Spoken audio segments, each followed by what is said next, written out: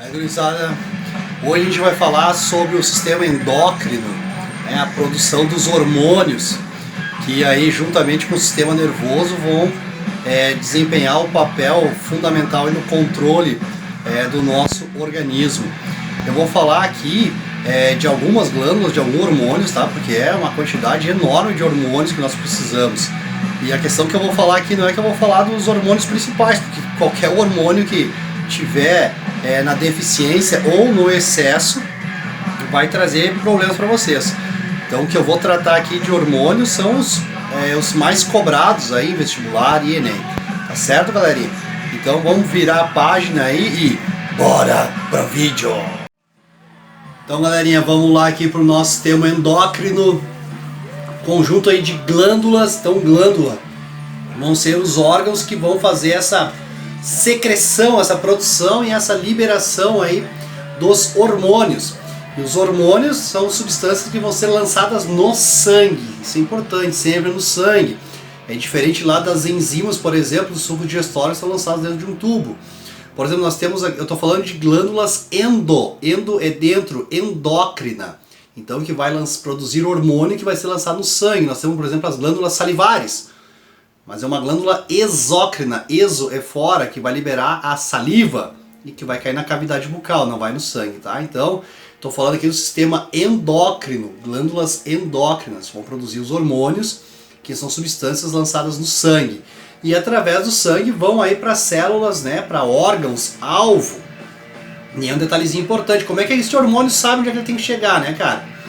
Ele vai sendo distribuído pelo corpo e quando ele chega, ele vai ser atraído pelas células. As membranas das células vão ter lá os receptores que vão se encaixar então com o hormônio. Então é ali que vai entrar, é diferente do medicamento. Quando você toma um remédio para dor de cabeça, por exemplo, uma dor de cabeça que está doendo aqui, nesse lugar aqui. Você vai tomar um medicamento, esse remédio, a química dele não vai ser absorvida só aqui, vai ser absorvida por todo o teu organismo, tá? Por isso que os medicamentos têm lá os efeitos colaterais, né? Ele vai atuar em todas as células, não vai direto a um alvo, beleza? Então o hormônio vai ser alvo, certo? Que as células vão ter lá os receptores para ele, beleza? Vai trabalhar junto com o sistema nervoso. Já deixei a aulinha do sistema nervoso aí pra você já viu, né? Já, né? Então tá bom. Lá na parte do sistema nervoso eu falei da região lá do hipotálamo, e na última parte eu falei lá, né? Controla a hipófise. Né? O hipotálamo controla a hipófise. E a hipófise, então, é uma das glândulas, né, que a gente vai tratar aqui agora, certo? Beleza, então vamos dar uma olhadinha aí. Quais são, o que eu separei aqui pra gente falar, cara. Vou começar falando então aqui da hipófise, então, que é a chamada glândula mestre, glândula general. A hipófise também chamada aí de pituitária, tem esses dois nomes, tá? Hipófise ou pituitária, até nessa foto aqui que eu peguei, essa aí é uma foto real da glândula, que está escrito pituitária. Então ela é localizada aqui embaixo, tá? A hipófise, né, que está aqui no nosso encéfalo todo, que já estudamos. Então nós temos essa região daqui de baixo, o hipotálamo. O hipotálamo, a região lá do sistema nervoso, tálamo, hipotálamo, e a hipófise aqui embaixo. Ela fica alojada num osso chamado esfenoide, ali na base do crânio. Legal? Então a hipófise ela vai trabalhar em conjunto com outras glândulas e ela vai controlar as demais glândulas. Já vou colocar uma outra imagem para a gente ver certinho quais são estes hormônios. Mas como que funciona? Então aqui ó, nós temos o hipotálamo, a região lá de baixo, né, que vai liberar uma substância que vai estimular, o sinalzinho de mais aqui, ó, vai estimular a hipófise, por exemplo. A hipófise vai liberar um outro hormônio, que eu botei aqui, o FSH e o LH, o folículo e o luteinizante, que vai lá estimular outra glândula, que são lá os testículos, por exemplo, para produzir a testosterona. Então veja que sequência, né, cara? Então por isso que tem muito problema hormonal, né, cara? Porque é uma sequência de fatores aí, de órgãos trabalhando. Problemas hormonais são comuns, cara. Então olha só, o hipotálamo, lá no sistema nervoso, vai liberar então um hormôniozinho que vai estimular a hipófise. A hipófise, por sua vez, vai liberar um outro hormônio, né, outros hormônios. Isso aqui é um exemplo só, tá? O hormônio o FSH e o LH, o folículo e o luteinizante, que vão estimular lá tanto os testículos quanto os ovários, tá? Mas no caso aqui eu botei testículos, que vai produzir a testosterona. Então aqui a função é estimulante, né? E depois a testosterona, quando ela chega no nível, ela vai mandar a mensagem lá para a hipófise, que vai mandar a mensagem lá para o hipotálamo dizendo, ó, deu. Então é a função inibidora. Já tá a beleza de testosterona. É assim que se regula. Vem produzindo uma reação em cadeia. Quando atinge o nível lá do hormônio, o sistema nervoso vai receber o sinal, então, inibidor para parar de produzir. Aí quando diminuir, vai começar a produzir de novo. Legal? Beleza.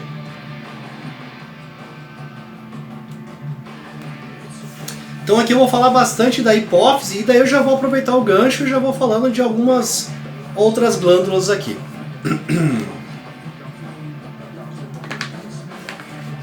Então o que seria nesse esquema aqui, galera? Ó, presta atenção aqui no desenho aqui, ó. Então o hipotálamo, lá do sistema nervoso, que vai comandar então a tua hipófise. A hipófise ela é dividida em duas partes. Temos aqui a adenohipófise, que é a parte da frente, e a neurohipófise, que é a parte de trás, tá? A adeno, a parte da frente, que está aqui mais vermelhinha, e a neurohipófise, a partezinha lá de trás. Vou falar primeiro aqui da adenohipófise, da parte da frente, tá? Lembrando que ela vai ser controlada, né, toda ela pelo hipotálamo. Ela vai liberar vários hormônios aqui, ó, que vai controlar as outras glândulas. Então a adenohipófise está relacionada aqui com a prolactina, para estimular lá as glândulas mamárias na produção, então lá para o aleitamento, para a amamentação, para o desenvolvimento da mama, tá? Então prolactina.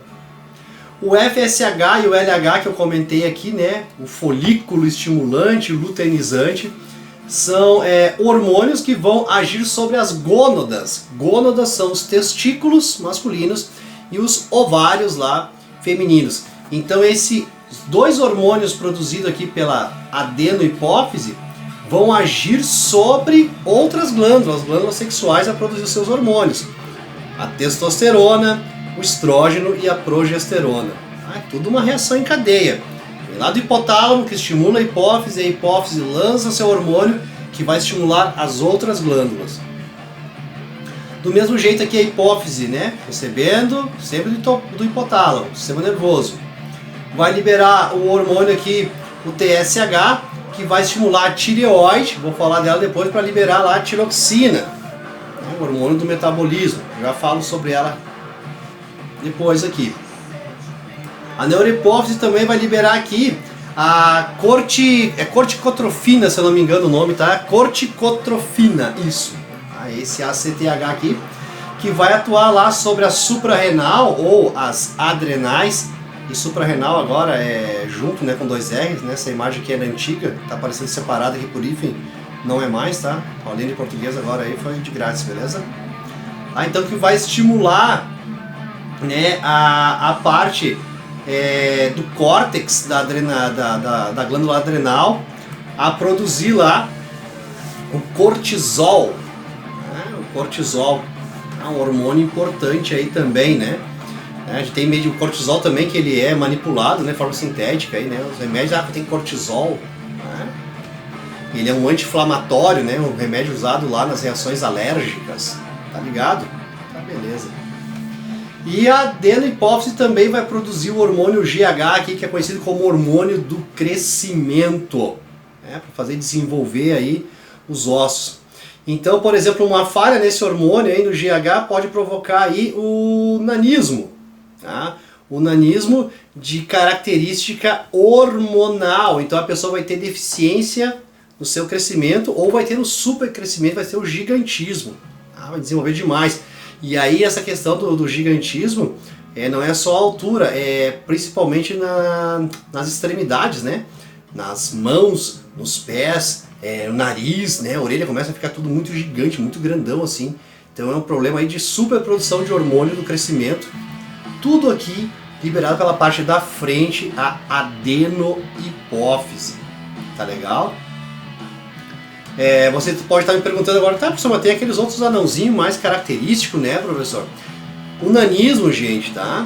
Ele pode ser, então, por essa ordem, por essa disfunção hormonal, e ele pode ser também causado por ordem genética, que também vai afetar a produção do hormônio, mas daí vai dar aquele nanismo característico de braços e pernas curtas. Não cresce o húmero, que é este osso que tem no braço, ele não se desenvolve, tá? E o fêmur, que são das coxas, e as mãos são muito pequenas, mas o restante do corpo, o tronco, né, e a cabeça, elas vão ficar num tamanho normal, então parece que elas são muito grandes, às vezes até fica maior um pouco. Então dá uma disfunção genética, tá? Acondroplasia é o nome lá do nanismo genético, acondroplasia. Beleza? Então vamos dar uma recapitulada aqui. Hipotálamo é o que controla, cara. Vou voltar aqui, ó. O hipotálamo vai lançar a substância, o neurotransmissor, que vai estimular a hipófise. A hipófise, a glândula, vai liberar o hormônio que vai controlar outra glândula a liberar então o seu hormônio. Essa é a função aqui, né? Tô sinalzinho demais aqui, o estimulante, né? Quando o hormônio chega no nível que era determinado para ele chegar, vai mandar então um sinal inibidor que vai inibir a hipófise, inibindo o hipotálamo. Então deu de produzir. Legal? A hipófise tem essa parte da frente chamada adenohipófise, que vai liberar esses hormônios aqui que vão controlar outras glândulas, como a prolactina lá nas glândulas mamárias, o folículo luteinizante nas gônadas, testículos e ovários, o TSH que vai agir na tireoide, vou falar dela agora, o corticotrofina, que vai agir numa parte lá da glândula adrenal, relacionado lá com o cortisol. Vou falar também de glândulas adrenais agora, tá? Ou suprarrenais. E o hormônio do crescimento, que vai atuar então, determinar o teu crescimento. Esse detalhe que eu falei do nanismo agora, podendo ser um problema hormonal ou um nanismo genético, que dá aquele característico, né? As características físicas dos anões. Legal? Parte de trás da hipófise, então, chamada de neurohipófise. E aqui eu coloquei bem para você se antenar. A neurohipófise não produz hormônios. Ela armazena. Esses hormônios são produzidos lá no hipotálamo, lá no sistema nervoso. Sim. Professor, por que você não falou nada? Por que você não disse lá? Eu botei lá, né? Hipotálamo controla a hipófise. Pra deixar pra agora, né, cara? Tem que guardar um pouquinho. Guardar um pouquinho pra depois, tá ligado? Isso aí, cara. Então o hipotálamo vai produzir esses hormônios que vão ser armazenados aqui na parte de trás da neurohipófise e depois vão ser liberados. Dois aqui interessantes, a ocitocina, que vai também trabalhar na glândula mamária, na gestação já, e vai também trabalhar no útero, na contração do útero. A ocitocina é conhecida como o hormôniozinho do amor, o hormônio do amor, é um hormônio extremamente importante na hora do parto, né, para causar lá a dilatação, né, para dar as contrações da dilatação na hora do parto, tá? Quando a mulher está lá não tem a dilatação suficiente e tudo mais, né, então é adicionado lá, né, um medicamentozinho lá contendo a ocitocina, conhecido lá como o hormôniozinho do amor, tá, para facilitar lá, né, o trabalho do parto, certo? Um outro hormônio aqui que está relacionado aqui então com os néfrons. Néfrons são subunidades do rim. Nós temos milhões, são microscópicas, tá? Unidades microscópicas celulares lá dos rins, que vão fazer todo o processo de filtrar o sangue e formação da urina. Então, onde você está lendo néfron aqui, entenda lá que é lá nos teus rins. E o hormônio aqui é o ADH, né? Que é o hormônio antidiurético. Diurese é eliminar água, né? Você produzir a sua urina. Tá legal? Produzir a sua urina, tá bom, professor, entendi. Então, antidiurético é para quando o teu organismo precisa reter água. Você está precisando reter água, Então esse hormônio vai reter água no teu corpo, vai lá inibir o ato lá então de eliminar a água lá para formar a urina, vai reter água no organismo. Tá? As pessoas, por exemplo, que têm problemas arteriais, problemas de pressão alta, tem que tomar um remedinho lá que é o diurético. Ah, tomar um diurético, tá com essas pernas inchadas aí, João. Ah, que João é meu avô, né? Tá com as pernas inchadas aí, João, tá na hora de tomar um diurético. Tá? Então, o antidiurético é para segurar a água. Falar em água. Tá tossindo, né, pessoal? Tá com Covid? Não. Comi um chocolatinho lá agora, então uma trancadinha aí.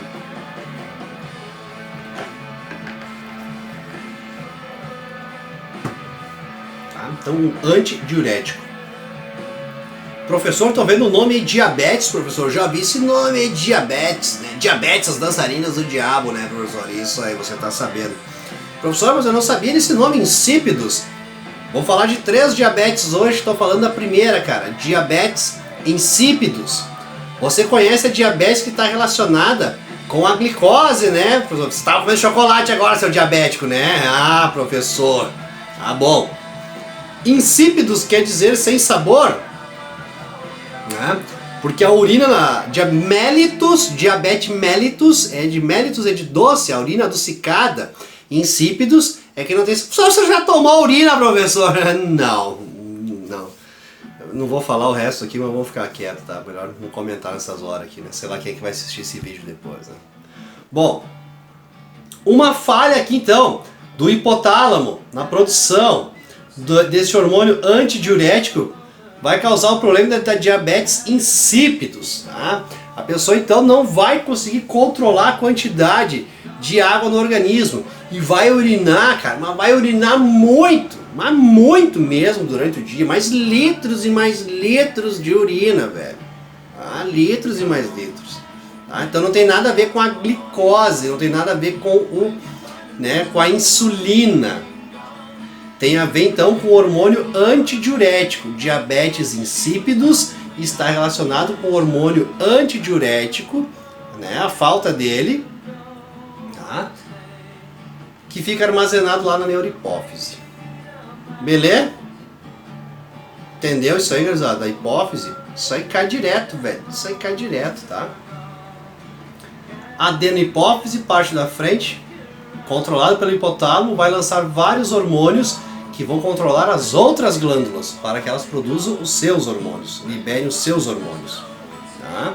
Tanto na função de liberar e depois o hormônio vai causar também a função inibidora. Vai inibir, parou, não chegou no nível. Neurohipófise, a parte de trás, já está falando, neuro está relacionada. Ela não produz hormônios, ela armazena lá, vindo lá do hipotálamo.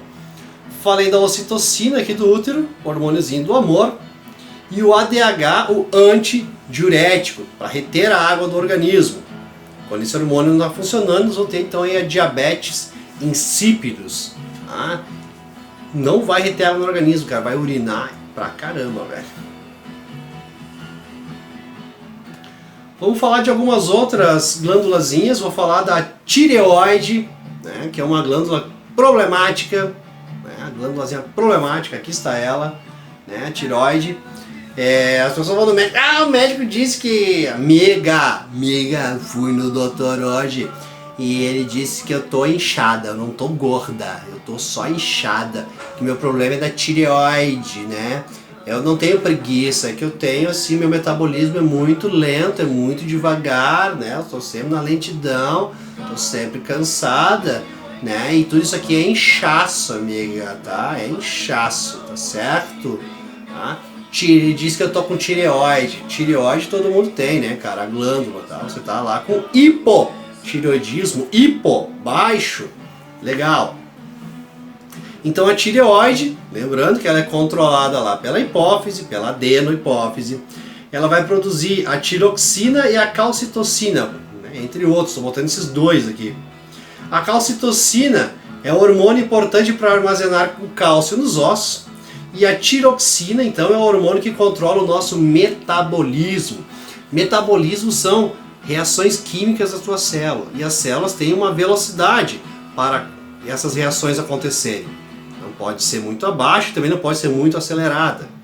Tá? Então, se for muito abaixo, você vai ter um hipotireoidismo, que eu comentei agora, vai produzir pouco hormônio, tá? E aí vai dar essas reações, ganho de peso, né? O cansaço extremo, e o hipertireoidismo, aí vai trabalhar em excesso, né, cara? Os olhos vão saltar, o globo ocular começa a saltar mesmo aqui da cavidade, né?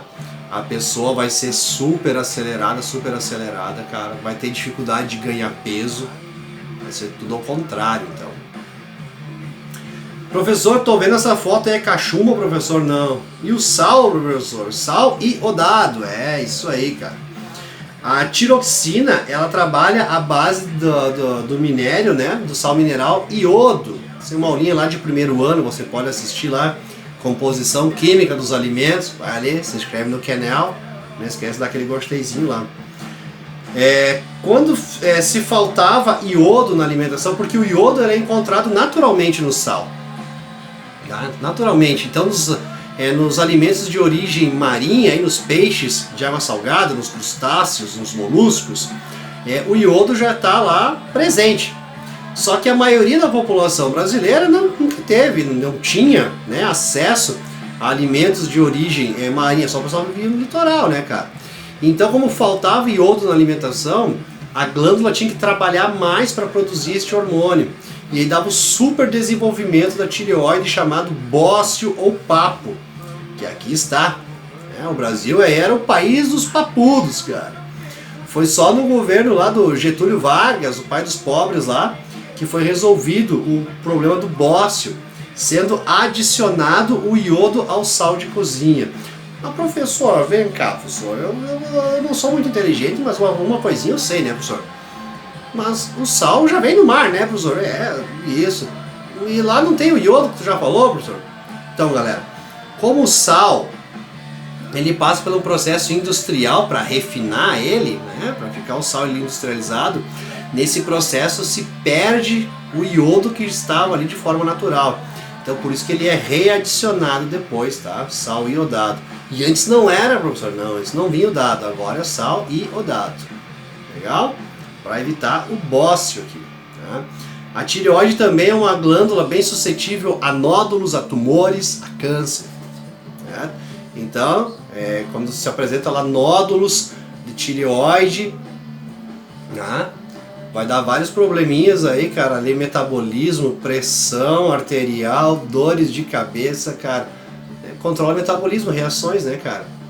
Então, tireoide, aí quando tem nódulo lá que tá cancerígeno, antes que se torne maligno, né? Se tá, né, perigoso, então as pessoas acabam fazendo cirurgia de tirar fora a tireoide e tem que fazer a reposição do hormônio de forma sintética. Beleza? Vamos lá. 20 e tantos minutos já, né, professor? Tô quase acabando, galera. Vou falar aqui das adrenais ou suprarrenal, tá? Adrenal e suprarrenal escreve junto agora com 2 R's. São as glândulas localizadas sobre os rins, aqui estão elas, tá? E ela é bem importante mesmo, cara. E ela é dividida em 2 partes, córtex e medula. O professor já falou isso lá no sistema nervoso, né? Córtex, medula lá no encéfalo, né? No cérebro, né? Isso, córtex é sempre a parte externa, tá? Camada de células mais externa. E medula é sempre a parte mais interna. Certo? Então a adrenal também tem aqui. O córtex, a parte mais externa, vai produzir os hormônios que regulam o metabolismo de carboidratos e regulam os níveis de sódio e potássio. Professor.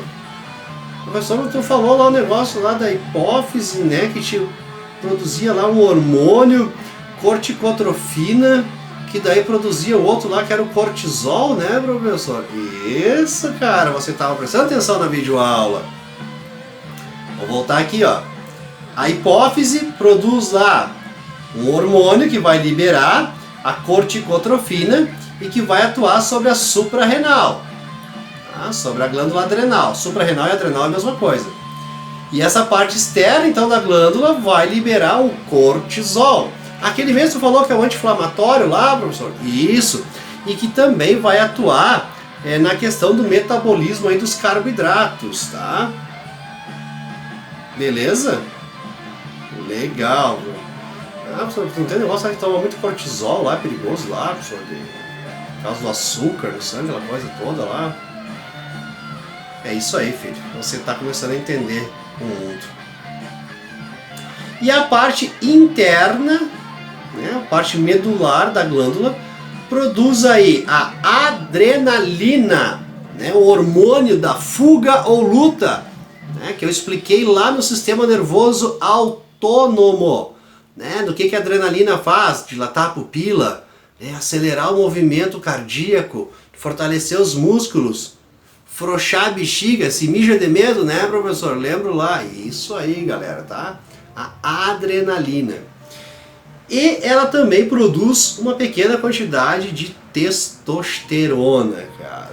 Porque olha só, cara, testosterona é o hormônio masculino produzido lá, né, pelos testículos, regulado pela hipófise, estimula o testículo, liberando a testosterona, que é o hormônio masculino, que deixa essa voz bonita, que te deixa com uma barba bonita, e que faz a parte, né, da força muscular, né, a constituição dos músculos, né, tem explosão muscular.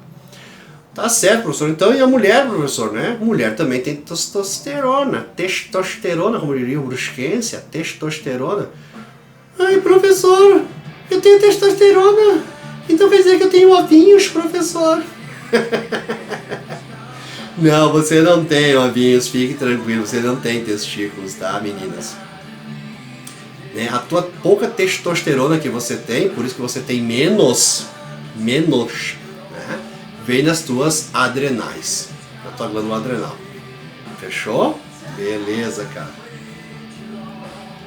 E para liquidar, eu escolhi mais essa aqui também, que é o pâncreas. É bife isso, professor? Não, isso aqui é teu pâncreas. Pâncreas é um órgãozinho aí, né, de uns 20 centímetros lá, né, mais ou menos isso aqui, né, uns 20 centímetros, tá? Pequenininho, pesa uns 100 gramas e ele é todo escondido, cara. Ele fica atrás do estômago, meio que debaixo do duodeno lá, do intestino, né? Atrás do fígado de baixo, ele fica escondido, praticamente não aparece esse pequeno órgão tão importante. Ele tem uma função digestória, de produzir lá sucos digestórios que vão ser lançados lá no intestino, lá no duodeno, a amilase, lipase e tripsina.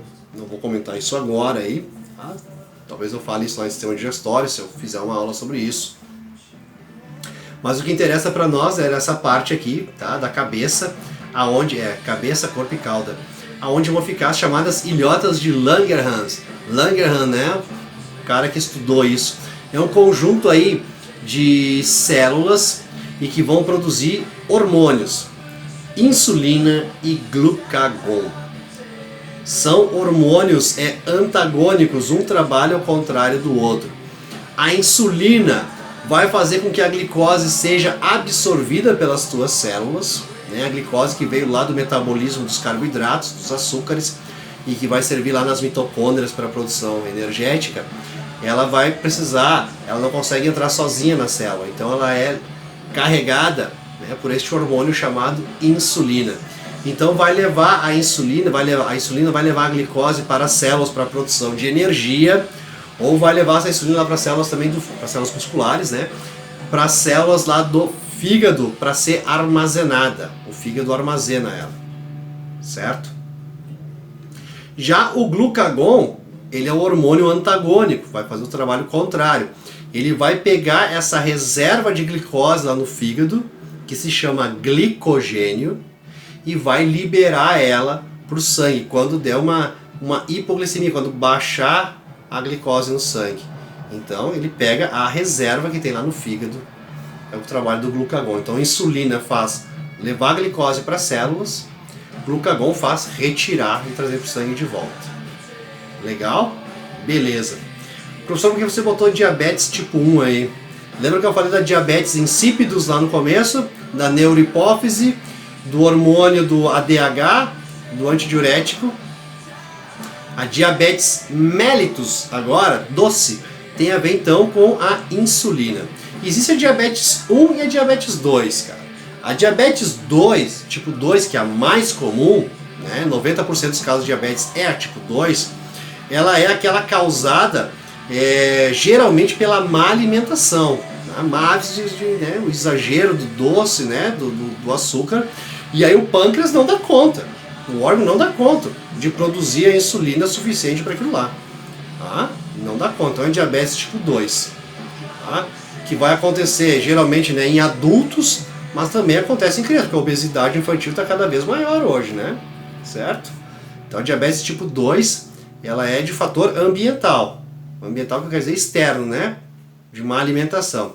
Já diabetes tipo 1, diabetes mellitus, a doce tipo 1, ela é genética, ela é uma doença autoimune. Ou seja, quando as suas células vão atacar células do seu próprio corpo, células de defesa começam a atacar células do seu próprio corpo, cara. Isso é dose, né?